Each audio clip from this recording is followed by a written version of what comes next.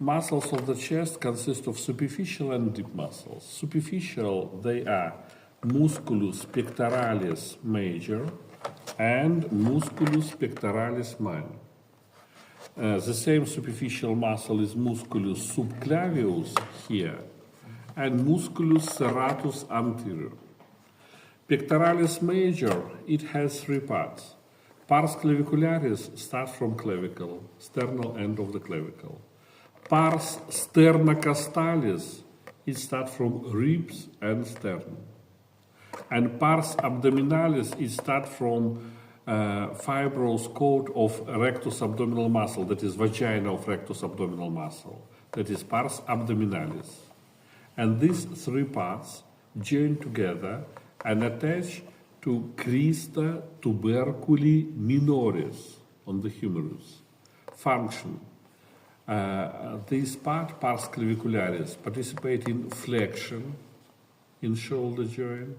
Whole muscle participate in adduction and pronation.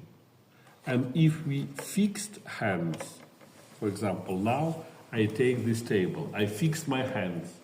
In this case, this muscle helps to move ribs upward in time of inspiration, the same like latissimus dorsi. Next, lesser pectoral muscle, musculus pectoralis minor. It starts from second, third, fourth, and sometimes fifth ribs. From second till fifth ribs, and attached to coracoid process of scapula. It moves scapula forward and downward, forward and downward. And if we fixed hands, it also moves ribs upward in time of inspiration. Next, serratus anterior muscle, serratus anterior. It starts from upper 9 ribs and attached to medial border of the scapula. Look here, that is serratus anterior muscle. Here it is scapula, and serratus anterior attached to inferior angle and medial border of the scapula. It moves scapula laterally in time of abduction above of horizontal level. This movement above of horizontal level, that is together with serratus anterior muscle. And subclavian muscle, musculus subclavius, this is. It is between first rib and clavicle. It moves clavicle downward, Well, they are superficial muscles and deep muscles between ribs. That is why this muscle, number 4, here and here, they are external intercostal muscles, musculi intercostalis externi. They start from inferior border of the upper rib and attach to superior border of the lower rib. And it goes only to the level of cartilages. Between cartilages, this muscle continues into membrane. Here it is impossible to see because membrane here removes, because we can see deep intercostal muscles. But from here till sternum should be continuation of external intercostal muscle, that is external intercostal membrane. Next is deep intercostal muscle, musculi intercostalis interni. They start from superior border of the lower rib and attach to inferior border of the upper rib.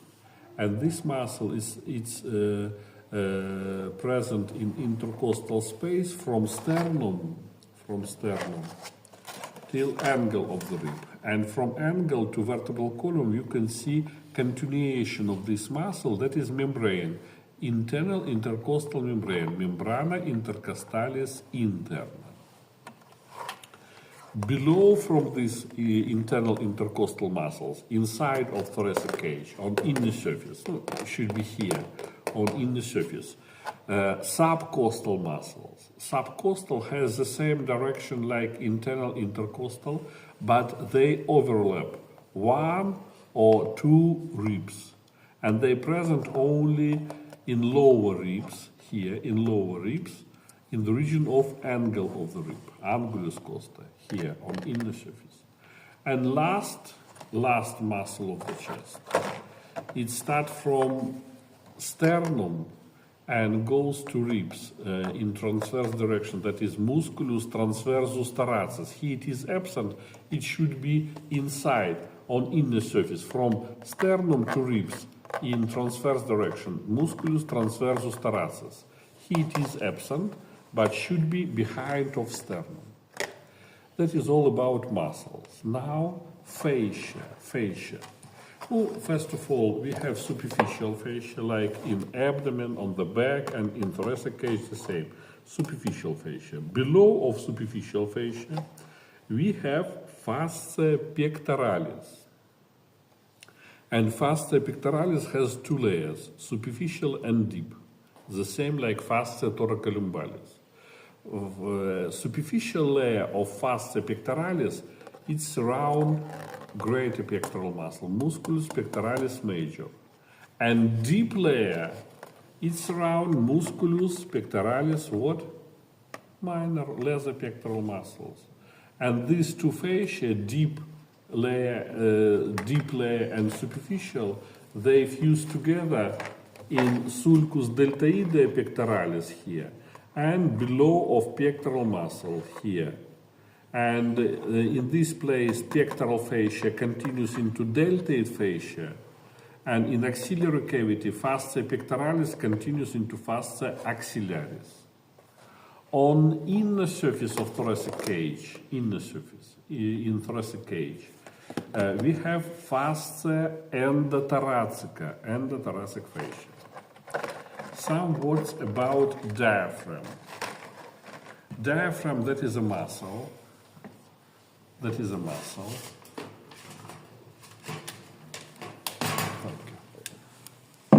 here. This is musculus phrenicus, that is muscle of diaphragm. And diaphragm, it separates abdominal cavity and thoracic cage. Muscle of diaphragm consists of three parts. First part, here, it starts from lumbar vertebra, that is pars lumbalis. And right and left pars lumbalis join together and surround opening where aorta takes place. Aorta passes through this opening, that is hiatus aorticus. Then these muscles join together, and the same dilates and makes another opening, hiatus esophageus, that is esophagus passes through this opening. Then muscle continues into tendon, that is centrum tendinum, tendinal center. And in centrum tendinum we have last opening of diaphragm, that is foramen vena cava, that is in place where inferior vena cava passes through diaphragm. Well, that is pars lumbalis. Here it is pars castalis, it starts from ribs. And anteriorly pars sternalis, it starts from sternum. I want to draw diagram. My diagram is only for your understanding, not necessary to draw this diagram next time.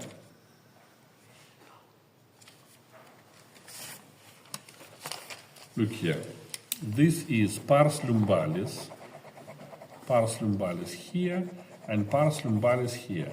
These two parts surround hiatus aorticus, and then here it is esophagus, and pars lumbalis surround hiatus esophagus.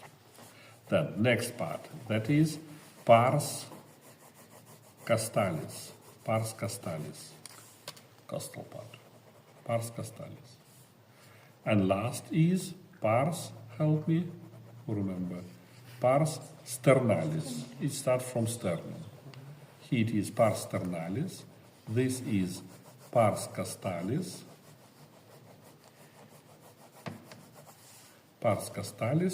And pars lumbalis. Three parts. First, pars lumbalis. Second, pars castalis. And third, pars sternalis. If we cut diagram in sagittal plane, we will see that is diaphragm, that is musculus phrenicus, and musculus phrenicus has superiorly in thoracic cage here above of diaphragm we have fascia, that is fascia endothoracica, and above of this fascia we have pleura, parietal pleura. And in abdominal cavity here, from abdominal cavity, it also has fascia, that is fascia endoabdominalis, or another name, fascia subperitonealis. Two names in this fascia, fascia endoabdominalis or fascia subperitonealis, and peritoneum, parietal layer of peritoneum. That is why muscle has two fascia, endothoracic and endabdominal, and two serous codes, pleura and peritoneum.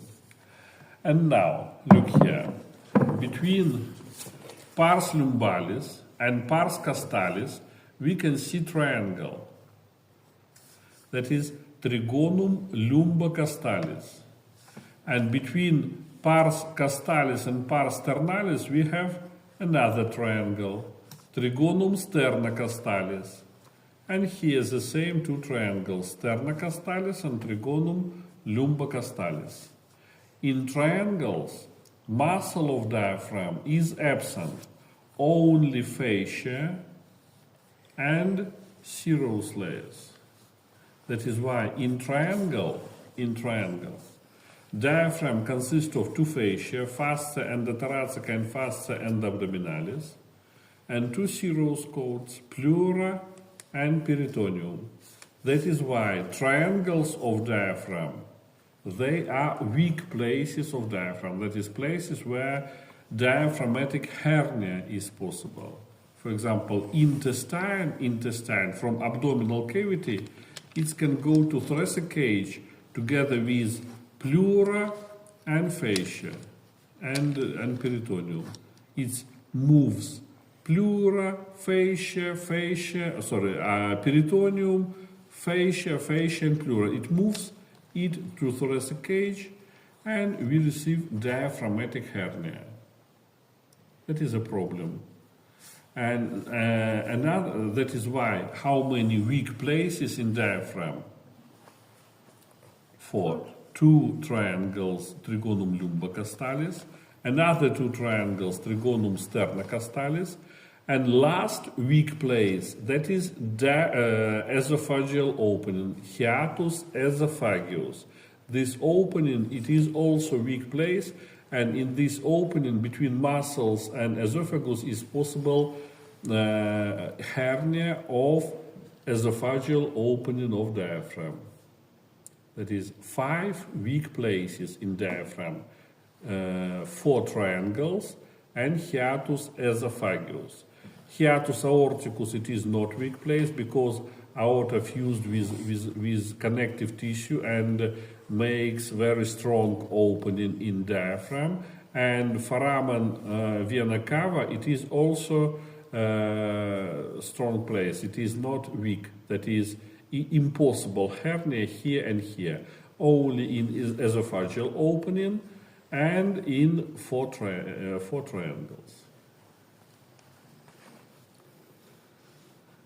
Well, your questions?